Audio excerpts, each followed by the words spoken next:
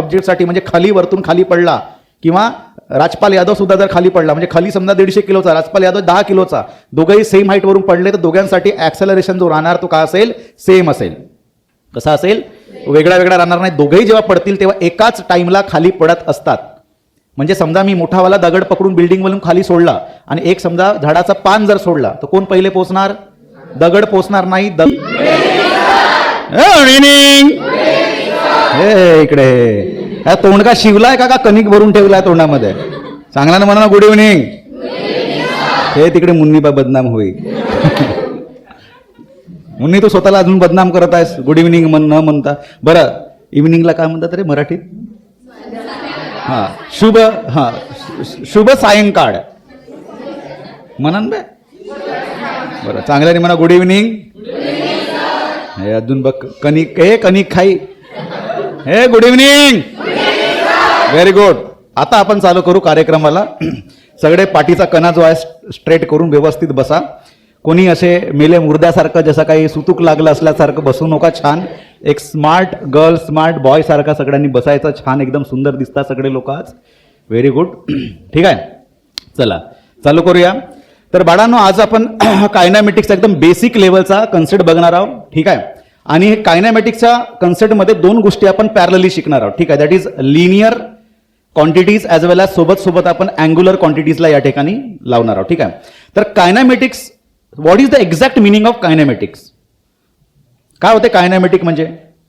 तर हा जो आहे पूर्ण प्रकार, पूर्ण जो चॅप्टर आपण शिकतो कायनामेटिक्सचा, तर कायनामेटिक्सचा अर्थ होतो बाळांनो काय? मोशन. काय होतो?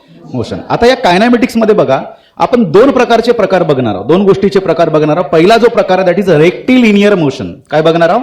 Rectilinear motion. बघा, ज्या लोकांनी मास्क काढला आणि ज्यांना लहानपणीपासून सवय पडली तर तोंड हाताने झाकत आहे. हा, म्हणजे मुंह दिखाने के काबिल नाही रहे असं झालं. तो कळलं का? बघा, ते तोंडावर केसा आणत आहे असं. काय अर्थ आहे? कळलं का? तर लक्ष द्यायचं या ठिकाणी. पहिला आपण घेणार आहोत काय? That is rectilinear motion. काय घेणार आहोत? आता रेक्टिलिनियर मोशन मध्ये रिस्पॉन्स देत चलाचं एकदम स्मार्ट बॉय स्मार्ट गर्ल सारखं सांगा. Rectilinear motion.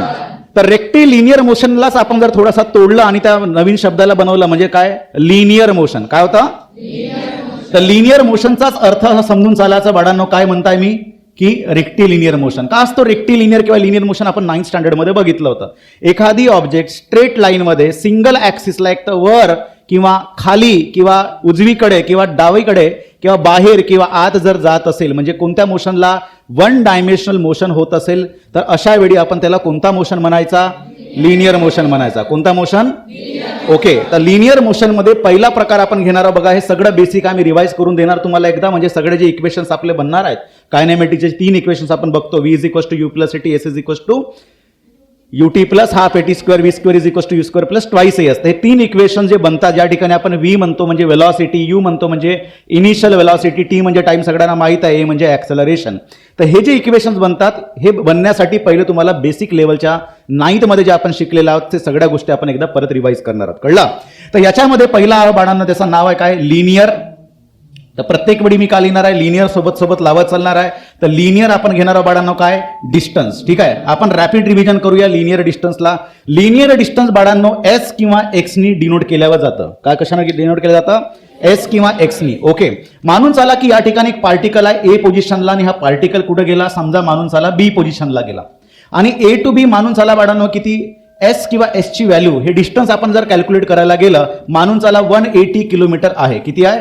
180 किलोमीटर. कळलं? आता 180 किलोमीटर काय झालं बाळांनो? डिस्टन्स आहे. तर जेव्हा मला लिहायची वेळ पडेल ना त्यावेळी कसं लिहिणार? S इज इक्वल्स टू 18 लिहिणार किंवा X इज इक्वल्स टू 18 लिहिणार. कळलं का? आता समोर इथं लिहिलाय भलेही मी किलोमीटर, पण आपल्याला माहित आहे की आपल्याला फिजिक्समध्ये कुठल्या प्रकारचं युनिट वापरावं लागतं?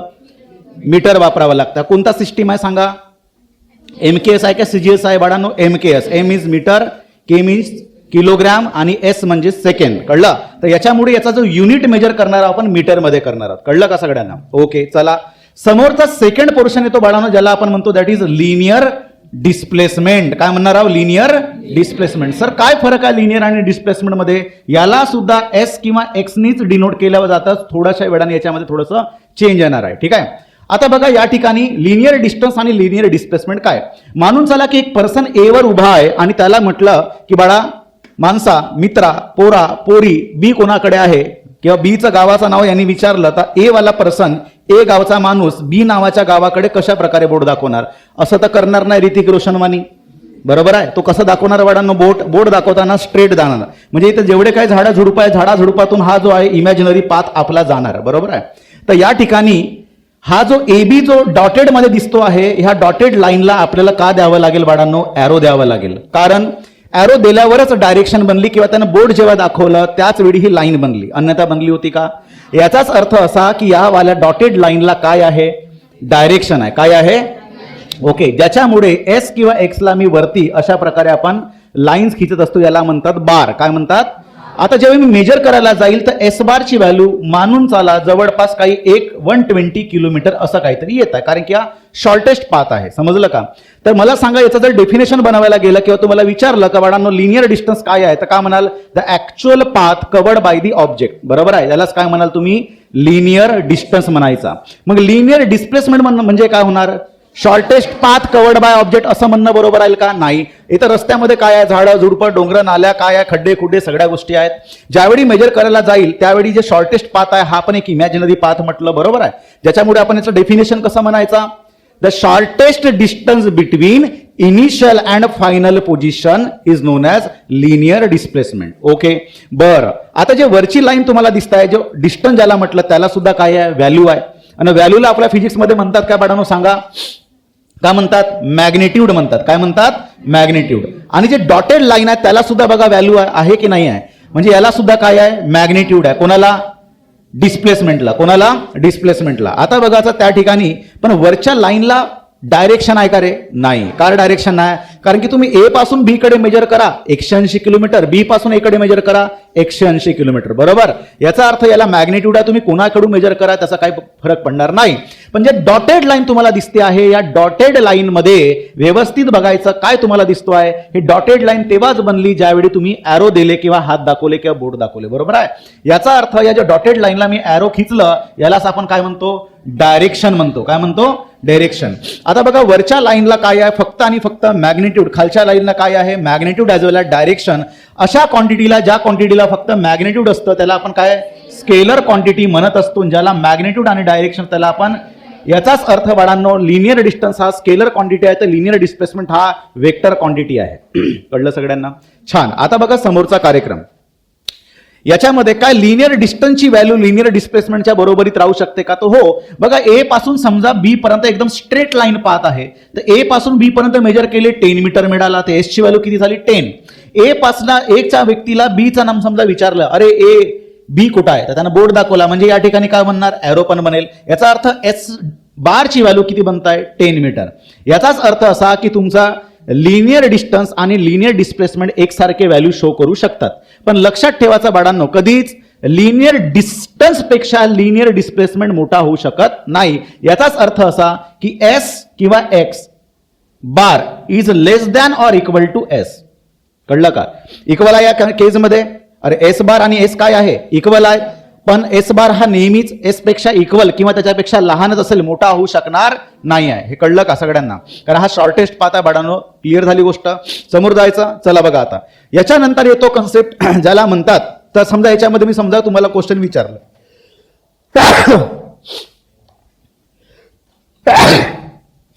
सॉरी, बघा समजा या ठिकाणी क्वेश्चन विचारलं की या ठिकाणी बाळांनो एक आपला सर्कल आहे. या सर्कलमध्ये याचा radius R is equal to मानून झाला 2 मीटर असेल. किती मीटर असेल? आणि एक ऑब्जेक्ट ह्या पोझिशन पासून कुठं गेला बाळांनो? इथून इथपर्यंत गेला, म्हणजे कुठला? ए पासून बी पर्यंत पोहोचला.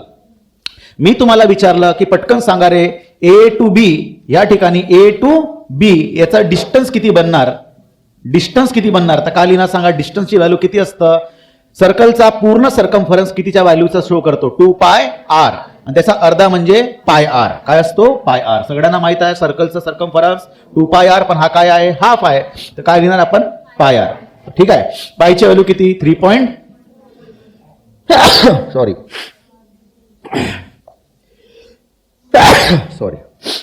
हा, आणि आर ची व्हॅल्यू किती? 2. तर किती बनणार? 6.28 मीटर.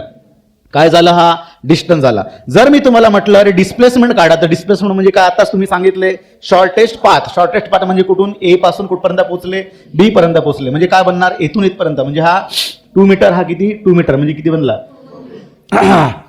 तर बाळांनो किती मिळालाय, 4 मीटर. कळलं सगळ्यांना. आता बघा समोरचा कार्यक्रम, ठीक आहे, इथपर्यंत समजलं सगळ्यांना. ओके, रब करू थोडंसं मी, चला काही प्रॉब्लेम कोणाला नाही, ठीक आहे.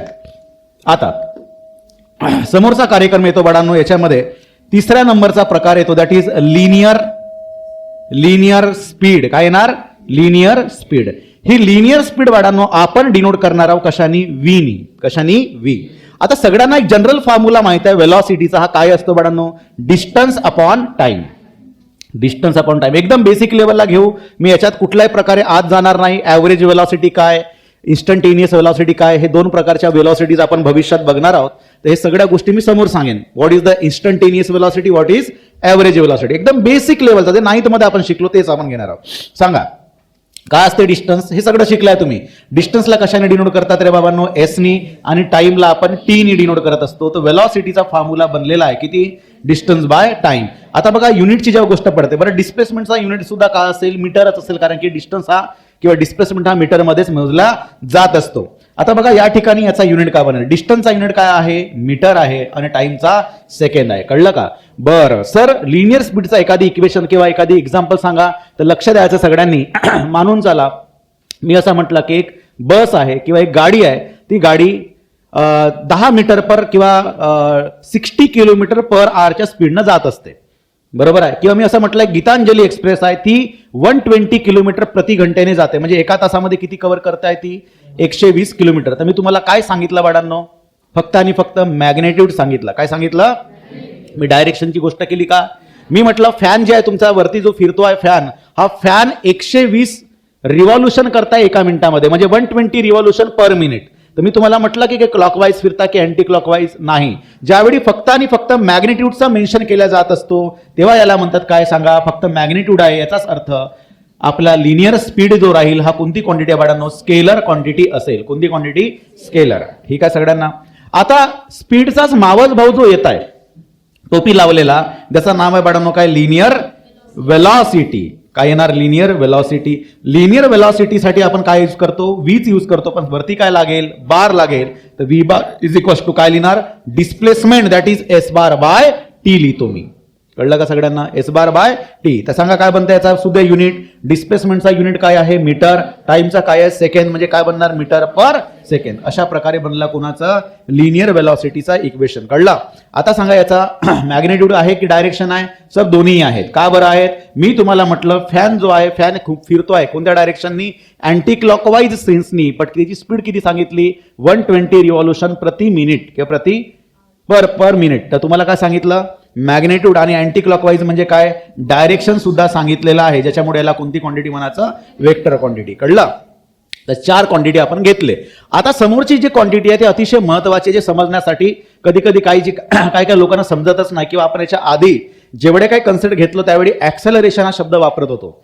आता ऍक्सेलरेशन हा अत्यंत महत्वाचा कन्सेप्ट आहे. ठीक आहे. 5व्या नंबरचा त्याचं नाव आपण घेऊ, दॅट इज लिनियर ऍक्सेलरेशन. ठीक आहे. आता लिनियर ऍक्सेलरेशनला बाळांनो ए बारनी आपण डिनोट करत असतो, आणि लिनियर ऍक्सेलरेशन हा एकदम मतलबी क्वांटिटी आहे. का बरं मतलबी आहे, तुम्हाला हळूहळू समजेल.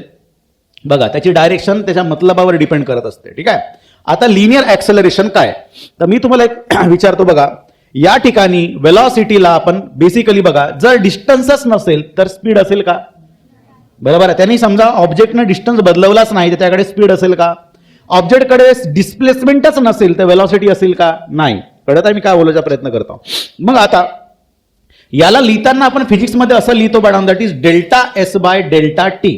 सर हा डेल्टा काय आहे, डेल्टा म्हणजे असते change in distance with respect to change in time, त्याला ॲव्हरेज वेलॉसिटी म्हटलं जाते. आणि डेल्टाच्या ठिकाणी जर स्मॉल डी लागलं त्याला सुद्धा चेंजच म्हणतात, पण change in distance by change in टाइमचा अर्थ म्हणजेच काय, वेलॉसिटी किंवा स्पीड. कळलं का. आता बघा चेंजचा म्हणजे काय, समजा मी एखादा कोणी पर्सन किंवा मी स्वतः जाग्यावर उभा आहे, तर चेंजचा मिनिंग काय होतो, that is S final minus S initial. कळलं का, किंवा x final minus x initial, यालाच काय म्हणतात, चेंज म्हणतात. का असते सर चेंज, सांगा. मानून चला की माझ्याकडे 0 रुपये आहेत, मी कुठेतरी दिवसभर फिरून आलो आणि 500 रुपये कमवलो, तर माझ्याकडे खिशामधल्या अमाऊंटमध्ये कितीनं चेंज आला? 500 चेंज आला. माझ्याकडे 20 रुपये आहे, मी बाहेर गेलो, 120 रुपये आहेत माझ्याकडे, आता कितीचा चेंज आला? कसं काढले?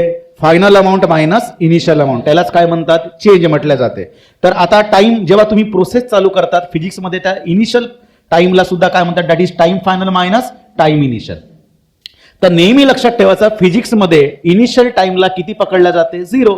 जेव्हा प्रोसेस चालू झाली तुम्ही बघितले तेव्हासाठी त्या प्रोसेसला तुमच्यासाठी किती वेळ पकडायचं? 0 पकडायचं असते. कळलं? म्हणून काय उरलं? फक्त तुमच्याकडे टी फायनल उरलेला आहे. ठीक आहे. त्याच्यामुळे आणि आता समजा प्रोसेस चालू झाली ना, तुमच्यासाठी डिस्टन्स किती कव्हर केला ऑब्जेक्टनी? 0. तर इनिशियल डिस्टन्स किती झाला? 0 झाला. आणि फायनल डिस्टन्स किती आहे? जे काय झालं त्याला एस म्हणूया. आणि टाइमला काय म्हणते सांगा? टाइम इनिशियल किती आहे? 0. आणि टाइम फायनलला टी म्हणूया. म्हणून फॉर्म्युला काय बनला होता तुमचा? S/T. अदरवाईज आपण लिहिताना कसं लिहितो सांगा? Delta S by delta T. हा ऍक्च्युअल फॉर्म्युला झाला एव्हरेज व्हेलॉसिटीचा. कळलं सगळ्यांना मी काय बनायचा प्रयत्न करता? आता अशाच प्रकारे जर समजा एखाद्या टाइम सोबत जर पार्टिकलचा डिस्टन्स काय होत चाललाय? चेंज होत चाललाय, त्यालाच तुम्ही काय म्हणायचं? व्हेलॉसिटी म्हणायचं. कळलं? अशाच प्रकारे ऍक्सेलरेशन सुद्धा काय म्हणते? That is change in velocity with respect to time is known as acceleration. Time सोबत समजा व्हेलॉसिटी जर बदलत असेल, इथं कसं काय बदललं होतं? डिस्टन्स बदलला. काय बदलला? किंवा इथं काय बदलणार? डिस्प्लेसमेंट बदलत जात असेल त्याला आपण स्पीड किंवा व्हेलॉसिटी म्हणत असतो. अशाच प्रकारे ऍक्सेलरेशन मध्ये सुद्धा टाइम सोबत काय बदललं पाहिजे? व्हेलॉसिटी बदलत असेल त्याला काय म्हणतात? ऍक्सेलरेशन म्हणतात. जसं उदाहरणार्थ हा फॅन फिरतोय, फिरताय. आता या फॅनकडे काय बाळांनो सांगा? स्पीड आहे की नाही आहे? ठीक आहे. समजा मी फॅन बंद केलो, बंद केल्यानंतर मला बरं सांगा स्पीड आहे, ऍक्सेलरेशन आहे का? आहे का? तर बघा काही लोकांनी हो म्हटलं. तर बाळांनो बघा या ठिकाणी ह्या ऑब्जेक्टकडे व्हेलॉसिटी आहे, पण तुमचा टाइम सोबत व्हेलॉसिटी चेंज होत आहे का? म्हणजे आता या ठिकाणी जेव्हा फॉर्म्युला लिहायचा वेळ पडेल तर याला सांगा कसं लिहिणार रे? V final minus V initial by T final minus T initial. म्हणजेच काय? टी लिहून घेऊ आपण फक्त. कळलं?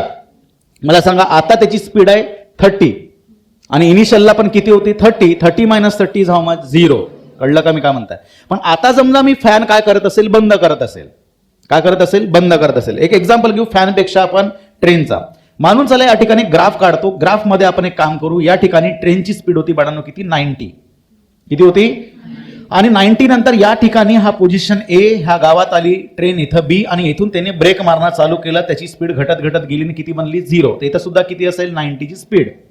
90 पासून 0 वर यासाठी मानून चला त्याला 10 टाइम लागला. 10 सेकंड म्हणा, 10 मिनिट म्हणा, वगैरे वगैरे. हा काही सासूरवाडी नाही त्याचा. थोडा वेळ थांबेल ना, नंतर काय करेल? स्पीड वाढवत वाढवत वाढवत वाढवत जाईल. एक स्टेशनच्या बाहेरपर्यंत कोणता पोझिशन मानून चला?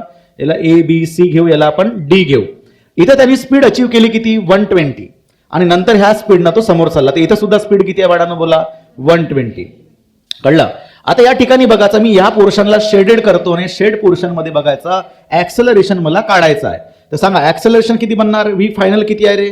0 आहे. किती आहे? 0 मायनस व्ही इनिशियल किती आहे रे? कळलं का? इनिशियल कोणता घ्यायचा आहे? जो टाइम तुम्ही प्रोसेसला चालू केले त्यावेळेचा, दॅट इज 90. आणि टाइम किती लागलं? 10. किती येणार सांगा? 0 minus 90 is minus 90. 10 is equal to काय येणार? मायनस 9. हे कळलं सगळ्यांना? सिमिलरली या पोर्शन मध्ये समजा मी बघायला गेलो, हा पोर्शन जो तुम्हाला दिसतोय, सांगा याच्यामध्ये ऍक्सेलरेशन काढायला गेले तर किती बनणार? फायनल व्हेलॉसिटी किती आहे? 120 आहे. या फॉर्म्युल्याच्या अकॉर्डिंग 120 आहे. इनिशियल किती आहे? 0 आहे. टाइम किती लागला माणून चालायला? आपण लागत असेल 12. तर खाली लिहितो मी 12. तर किती बनणार आहे सांगा? 120 by 12 is 120 minus 0 is 120 by 12 is equal to 10. आलं का? आता दोन्ही केसमध्ये चांगल्याने बघायचं. आता या केसमध्ये आपण बघू, हे एवढ्याशा पोर्शन मध्ये ज्याला मी बॉक्स बनवतो अशा प्रकारे. याच्यात सांगा ऍक्सेलरेशन फायनल किती आहे सांगा? व्हेलॉसिटी 120. इनिशियल किती आहे? 120. किती सुद्धा टाइम लागू आपल्याला त्याशी काही लेनदेन नाही. 120 मायनस 120 किती बनते? 0. याचा अर्थ या ठिकाणचा ऍक्सेलरेशन तुम्हाला मिळतोय किती? ए इक्वल्स टू 0. सिमिलरली आणखी कुठे तुम्हाला ऍक्सेलरेशन 0 मिळेल? या ठिकाणी मिळेल ए इज इक्वल्स टू 0. या ठिकाणचा ऍक्सेलरेशन कसा मिळाला? निगेटिव्ह मिळाला. आणि या ठिकाणचा ऍक्सेलरेशन कसा मिळाला? पॉझिटिव्ह मिळाला. कसा मिळाला? पॉझिटिव्ह मिळालेला आहे. याचाच अर्थ ऍक्सेलरेशनचे किती टाईप झाले? 3. एक कोणता म्हणाल? निगेटिव्ह ऍक्सेलरेशन एक, पॉझिटिव्ह ऍक्सेलरेशन एक, 0 ऍक्सेलरेशन. कळलं? आता झिरो ऍक्सेलरेशन म्हणजे ऍक्सेलरेशन आहेच नाही असं त्याचा अर्थ होते. मग मला सांगा आता याच्याकडे स्पीड आहे का? तो हो आहे. किंवा ट्रेन चालली, गाडी चालली, त्याच्याकडे स्पीड आहे का? हो आहे. ऍक्सेलरेशन राहील का? मी म्हणेल याच्याकडे ऍक्सेलरेशन आहे का? तर तुमचा पहिला प्रश्न असला पाहिजे की सर स्पीड चेंज होत आहे का? ते होत आहे का स्पीड चेंज? याचा अर्थ त्याची वेलॉसिटी किती? No change in velocity. तर ऍक्सेलरेशन किती? 0 बनेल. समजा सगळ्यांना किती बनणार? हे कळलं सगळ्यांना? क्लिअर झालं? आता मी समजा फॅन बंद केलो तर स्पीड का होत जाईल? डिक्रीज होत जाईल. तर कोणता ऍक्सेलरेशन डेव्हलप होणार? निगेटिव्ह. मी परत फॅन चालू केलो, स्पीड वाढत जाणार, कोणता ऍक्सेलरेशन येणार? पॉझिटिव्ह. सगळ्यांना कळत आहे? तर या ठिकाणी लक्षात ठेवायचं, what is the meaning of acceleration? The rate of change of velocity with respect to time. जेवढा रेटनी तुमची वेलॉसिटी चेंज होत आहे, ते भलेही तुमची डिक्रीज हो की इन्क्रीज हो, त्याशी काही लेनदेन नाही. ऍक्सेलरेशन त्याच्यात त्या व्हॅल्यूच्या हिशोबाने काय होत जाईल? वाढत जाईल. ह्या दोन पैकी कोणती व्हॅल्यू कॉन्स्टंट असते रे बाबा? टाइम कॉन्स्टंट असतो. टाइम आपल्या हिशोबाने चेंज होत आहे. टाइमच्या सोबत तुमची स्पीड बदलण्याची रेट जो आहे तो कम्पेअर केला जात असतो. समजता सगळ्यांना? आता मला सांगा की समजा एखादी ऑब्जेक्ट वरतून खाली पडत असेल, बरोबर आहे, म्हणजे under the effect of gravity alone. मला सांगा त्याच्यावर काय लागत आहे? फोर्स लागत आहे. अशा वेळी ऑब्जेक्ट कॉन्स्टंट स्पीडने येतो का? तर नाही. ते काय चालली? वेलॉसिटी वाढवत येत आहे. बरोबर आहे. ज्याच्यामुळे आपण काय म्हणतो, या ऑब्जेक्टमध्ये काय आहे? ऍक्सेलरेशन आहे. Y? Because the velocity is increases. या ऑब्जेक्टला वरती फेकत गेलो तर मला सांगा वरती फेकल्यावर याची वेलॉसिटी काय होत जाईल? डिक्रीज होत जाईल. तेव्हा सुद्धा काय राहील? ऍक्सेलरेशन. कोणता ऍक्सेलरेशन राहील? निगेटिव्ह. म्हणून जेव्हा ऑब्जेक्ट वरतून खाली येत आहे तर पॉझिटिव्ह ऍक्सेलरेशन आहे, म्हणजे प्लस जी लिहित असतो. What is the plus g? Acceleration due to gravity. ऑब्जेक्टला वर फेकलो तर कितीच्या ऍक्सेलरेशन डिक्रीज होत आहे? Minus g. समजलं सगळ्यांना? अशा प्रकारचा कन्सेप्ट आहे. सगळ्यांना कळलं? तर आता ऍक्सेलरेशन मी तुम्हाला म्हटलं मतलबी आहे. ठीक आहे. आता बघा महत्वाचा मतलबी का आहे. सर ऍक्सेलरेशनची डायरेक्शन सांगा. बघा व्यवस्थित लक्ष द्या बाळांनो. मानून चला ही ते मगाची आपली एक ऑब्जेक्ट किंवा आपली ट्रेन पकडू. या डायरेक्शननी हे डिस्प्लेसमेंट करताय. कोणत्या? ए पासून इकडे या डायरेक्शननं चालली. बरोबर आहे. तर आता मला सांगा डिस्प्लेसमेंटची डायरेक्शन, वेलॉसिटीची डायरेक्शन कोणती असेल? ऑब्जेक्ट ए कडून कुठे चालला? बी पोझिशनवर चालला. ए पासून बी वर चालला. तर मला सांगा डिस्प्लेसमेंट इकडे होत आहे, तर वेलॉसिटीची डायरेक्शन कोणाकडे असेल? तर लक्षात ठेवायचं, वेलॉसिटीची डायरेक्शन तिकडेच असेल जिकडे आपला ऑब्जेक्ट डिस्प्लेस करताय. म्हणजे समजा एस बारची डिरेक्शन ही असेल तर व्ही बारची डिरेक्शन हीच राहील. ऑब्जेक्ट मागे येत आहे तर डिस्प्लेसमेंट कुठे होत आहे? मागे होत आहे. तर वेलॉसिटीची डायरेक्शन कोणाकडे राहील? मागेच राहील. कळलं का? कळलं? तर जिकडे डिस्प्लेसमेंट तिकडेच वेलॉसिटी असेल. हे समजलं? म्हणजे एस म्हणते मी इधर जाऊंगा तर व्ही सुद्धा म्हणते मी उधर ही जाऊंगा. हा म्हणते मित्र मी लेफ्टला जाईल, एस म्हणेल, व्ही म्हणेल मी लेफ्टला जाईल. एस म्हणेल मी वरती जाईल, ते व्ही का म्हणेल मी वरतीच येणार. कळलं का? आता सांगा ऍक्सेलरेशनची डायरेक्शन, कारण मी ए बार लिहिलं होतं, मग ए बार जर लिहिलं आहे तर पटकन सांगायचं ए बारची डिरेक्शन कोणाकडे असेल बाळांनो? हा पहिले तर महत्वाचा मुद्दा असा आहे की एक्सेलरेशन म्हटल्यानंतर सर पहिले तुम्ही प्रश्न विचारायचा किंवा चेक करायचा जेव्हा केव्हा न्यूमेरिकल्स राहतील तुमच्या डोळ्यासमोर की या ठिकाणी वेलॉसिटी वाढत आहे की घटत आहे. कळलं का? आता मी या ठिकाणी लिहिलो या ठिकाणची velocity v is equal to 10 metre per second आहे आणि या ठिकाणची वेलॉसिटी आहे बाळांनो 15 मीटर पर सेकंड. तर वेलॉसिटी वाढत आहे की घटत आहे? वाढत आहे. म्हणजे कोणता ऍक्सेलरेशन असेल? Whenever velocity is increases then positive acceleration. तर ऍक्सेलरेशनची डायरेक्शन कोणाकडे घ्यायची आहे? ज्या डायरेक्शननी वेलॉसिटी आहे. बरोबर आहे. आता समजा मी असं म्हटलो बी पासून ऑब्जेक्ट सी पर्यंत गेला आणि इथं वेलॉसिटी डिक्रीज होत होत मानून चला 2 मीटर पर सेकंड वर आली. वेलॉसिटी किती आली? 2. आता याच्यात ऍक्सेलरेशन आहे की नाही आहे? वेलॉसिटी काय होता? डिक्रीज. आता मला सांगा डिस्प्लेसमेंट कोणाकडे होता रे? बी कडून एस कडे होत आहे. डिस्प्लेसमेंट कोणाकडे? बी कडून एस कडे.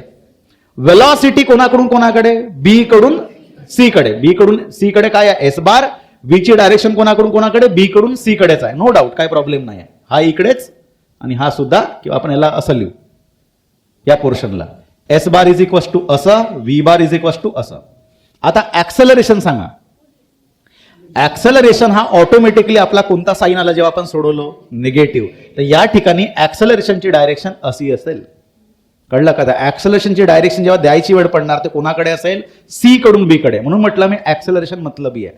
ऍक्सेलरेशन काय म्हणतो? तुमची वेलॉसिटी वाढत असेल तो मैं तेरे साथ में हूं और तू अगर कम हो रहा है तो मैं तेरे अपोज में हूं. हा मित्राला म्हणते जर तुझी क्वालिटी वाढ, तुझ्याकडे पैसा वाढत असेल तर मी तेरे साथ में हूं भाई, चल मित्रा दोस्त आपण फिरून येऊ. आणि हा म्हणत आहे तुझी वेलॉसिटी डिक्रीज होता, तू गरीब होत असशील तर मी तुझ्या खिलाफाव, मी तुझ्यापासून दूर होत जाईल. कळलं का? तर ऍक्सेलरेशनची डायरेक्शन अपोजिट घ्यायची आहे. पण वेलॉसिटी असा आहे का? वेलॉसिटी बिलकुल सच्चा मित्र आहे कोणाचा? डिस्प्लेसमेंटचा. कळला? आणि वेलॉसिटी कमी किंवा जास्त झाली तर याच्या अकॉर्डिंग आपली ए ची डायरेक्शन डिसाईड होणार. हे कळलं सगळ्यांना? क्लिअर झाला कन्सेप्ट? समजत आहे सगळ्यांना? ओके, चला इथपर्यंत क्लिअर झाला.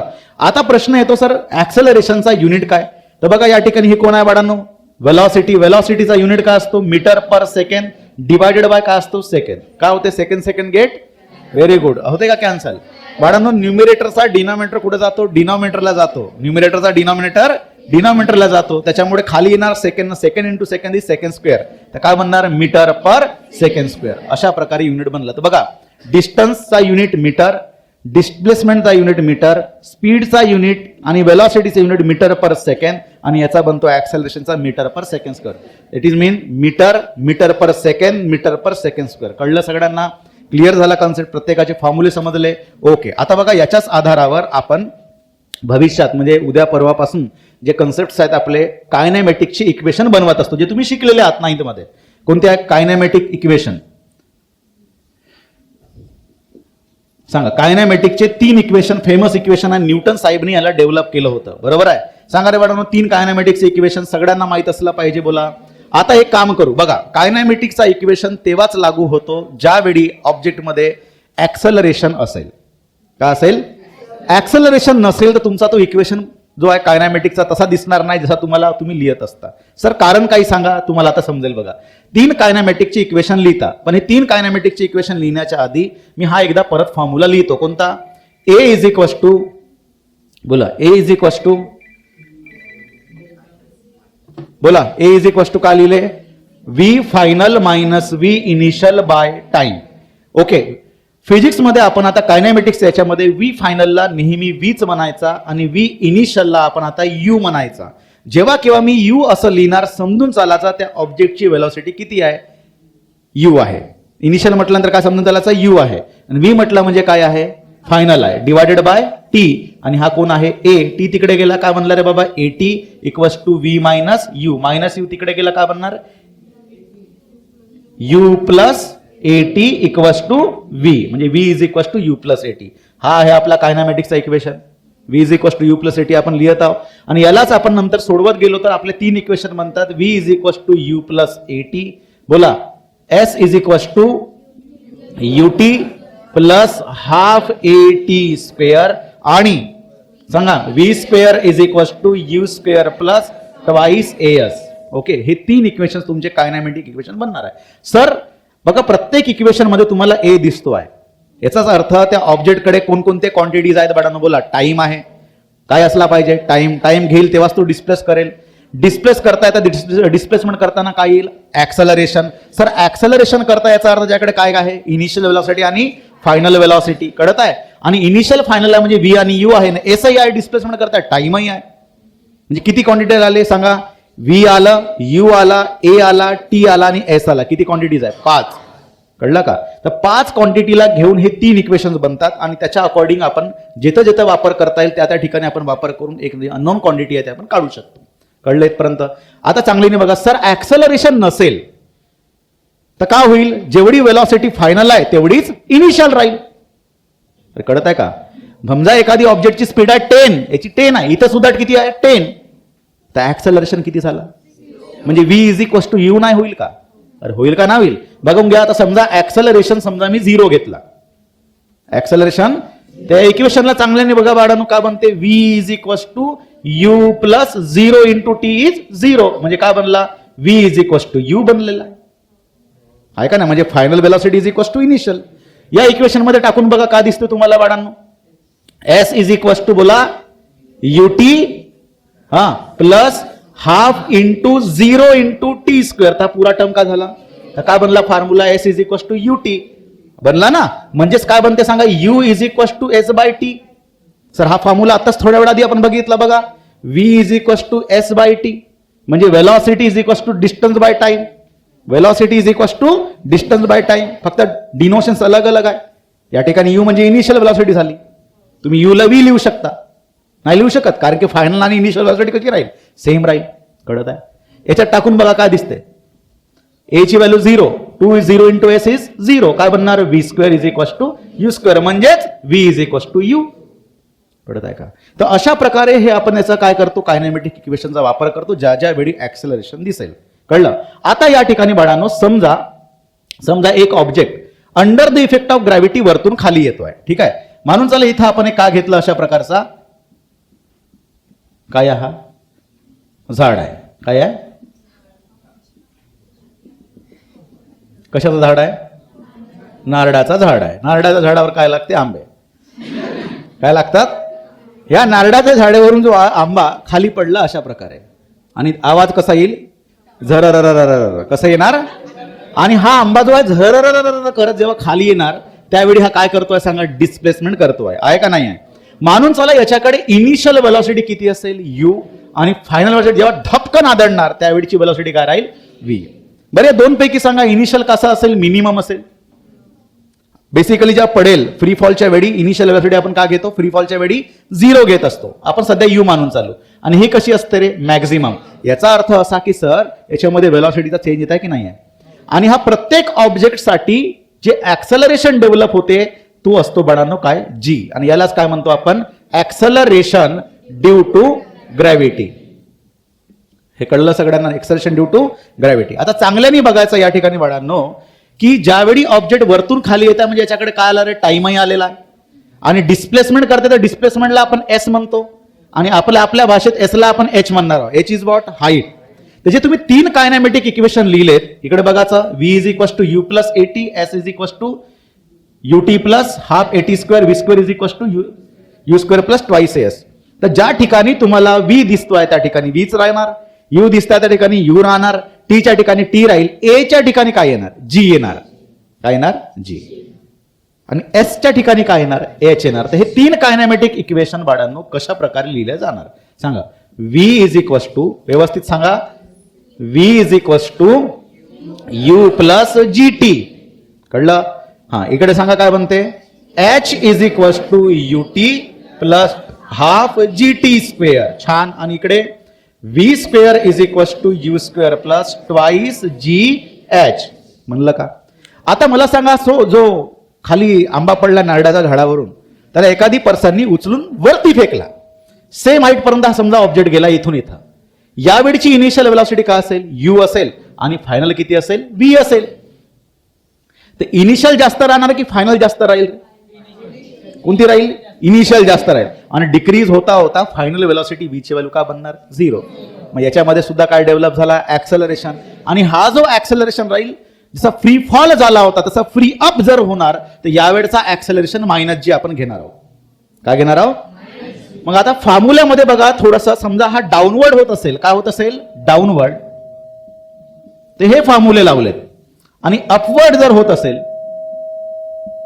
तर काय घेणार? अपवर्ड होईल तर काय होईल? जी च्या ठिकाणी काय घेणार आहोत? मायनस. तर फॉर्म्युले काय बनणार रे बाबांनो सांगा? v is equal to u minus gt, h is equal to ut minus half gt square. बरं, ज्यावेळी अपवर्ड राहील त्यावेळी जी ची व्हॅल्यू तुम्ही आता बेसिकली अर्थ साठी किती घेत असतो?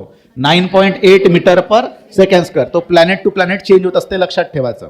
ठीक आहे. आणि ऑब्जेक्ट कितीच मोठा राव कितीच छोटा राव, सगळ्याच ऑब्जेक्टसाठी म्हणजे खाली वरतून खाली पडला, किंवा राजपाल यादव सुद्धा जर खाली पडला, म्हणजे खाली समजा 150 किलोचा, राजपाल यादव 10 किलोचा, दोघंही सेम हाईट वरून पडले तर दोघांसाठी ऍक्सेलरेशन जो राहणार तो काय असेल? सेम असेल. कसा असेल? वेगळा वेगळा राहणार नाही. दोघंही जेव्हा पडतील तेव्हा एकाच टाइमला खाली पडत असतात. म्हणजे समजा मी मोठावाला दगड पकडून बिल्डिंग वरून खाली सोडला आणि एक समजा झाडाचा पान जर सोडला तर कोण पहिले पोहोचणार? दगड पोहोचणार नाही. दगड आणि पान एकाच वेळी खाली पोहोचत असतात. फक्त सर पान काढून आपल्याला फील होते लेट पोहोचता, कारण की एअर रेजिस्टन्स असतो. तर हा जो एक्सपेरिमेंट आहे केला गेला हे तेव्हा एअर काढून किंवा एअर रेजिस्टन्स बाजूला करून व्हॅक्यूम मध्ये करण्यात आलं. समजलं का? समजा व्हॅक्यूम मधून केले तर तुम्ही तुमच्या डोक्याचा एक केस आणि एवढा मोठा समजा दगड दोन्ही जर एकाच वेळी सोडले तर दोन्ही एकाच टाइमला खाली पोहोचते. पण आता समजा एअर असेल तर केस जो आहे हा का होतो? एअर रेजिस्टन्स मुळे त्याला लहरवतो आणि वेळानं पोहोचतो. समजत आहे? तर ज्यावेळी आपण पूर्ण एक्सपेरिमेंट्स किंवा इक्वेशन जेव्हा सॉल्व्ह करायला जाऊ त्यावेळी काय डोक्यात ठेवून सोडवायचं आहे? देअर इज नो एअर, म्हणजे एअर रेजिस्टन्सला बाहेर काढून आपण करत असतो. समजलं?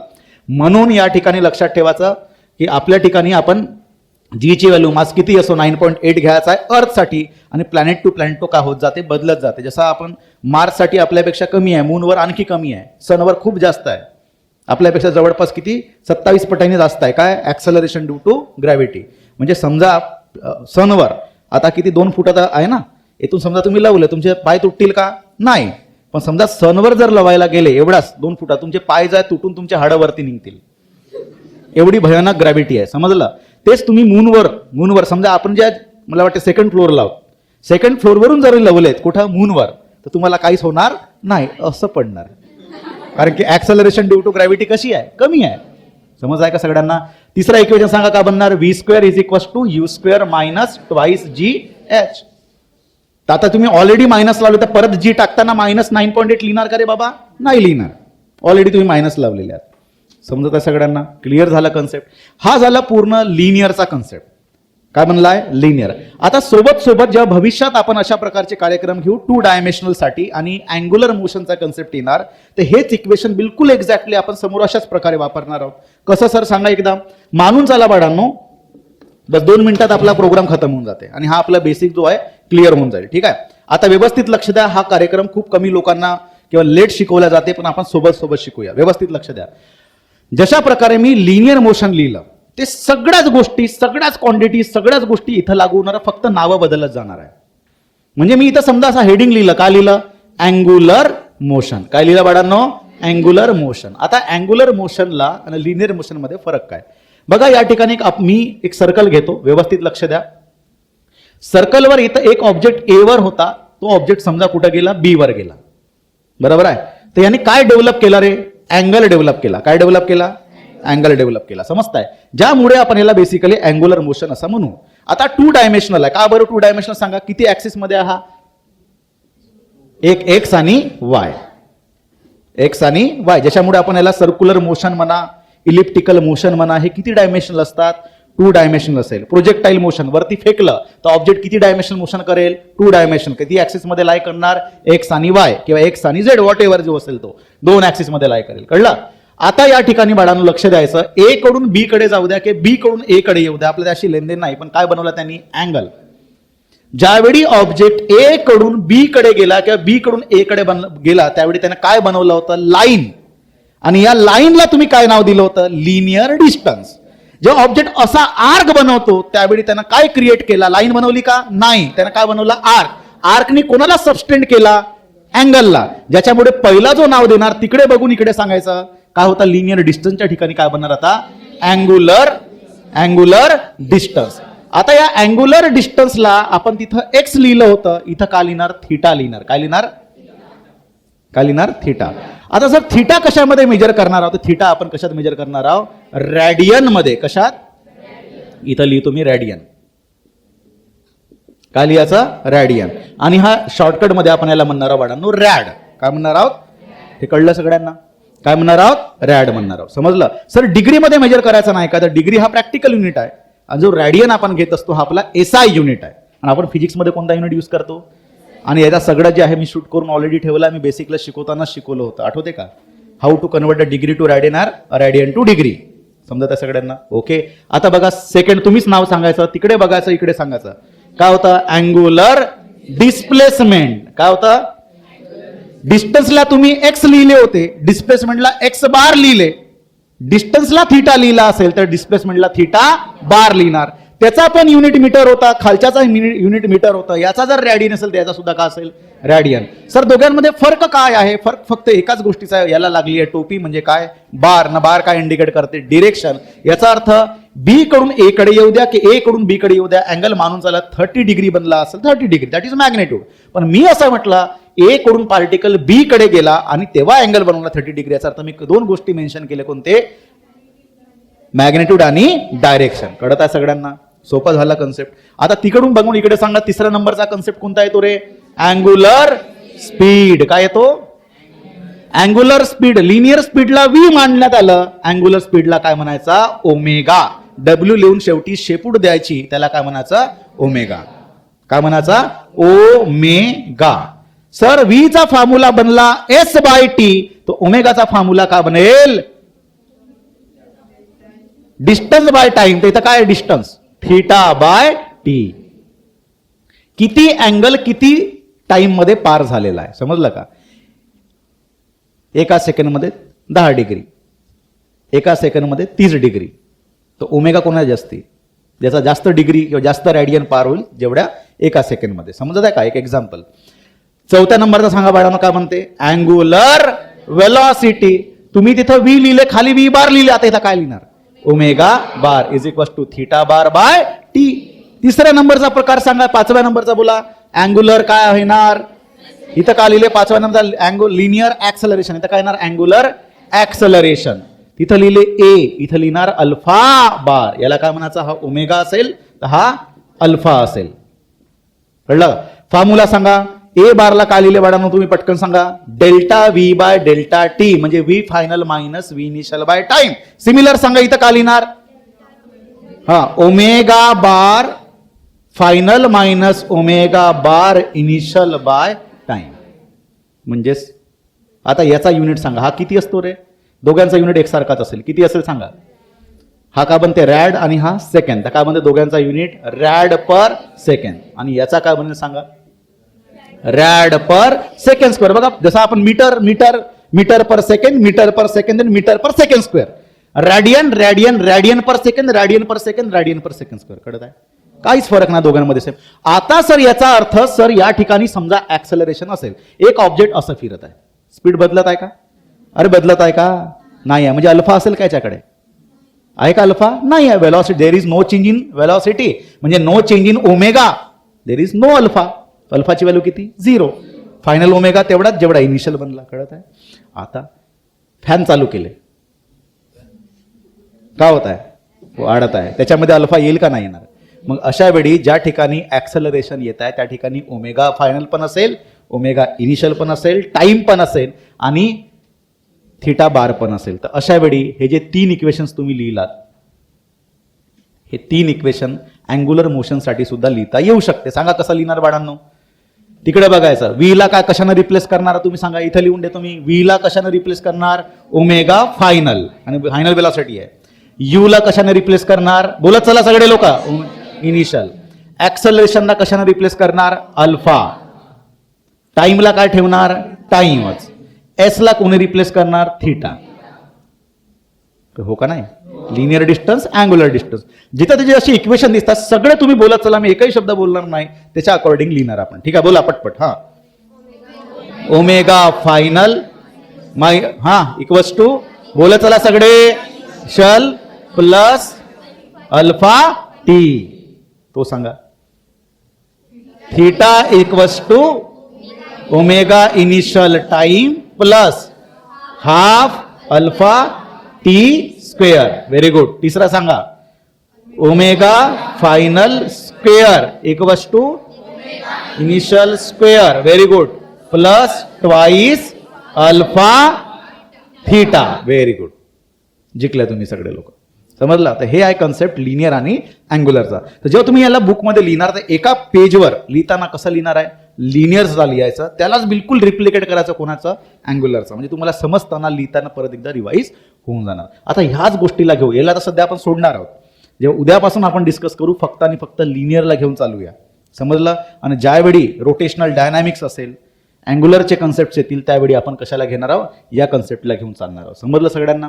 क्लिअर झालं? आणि सोबत सोबत ग्रॅव्हिटीला विसरायचं नाही आहे. ऍक्सेलरेशन ड्यू टू ग्रॅव्हिटी सोबत सोबत आपण या सगळे इक्वेशन्स बनवून त्याला आपण शिकणार आहोत. ठीक आहे? चला.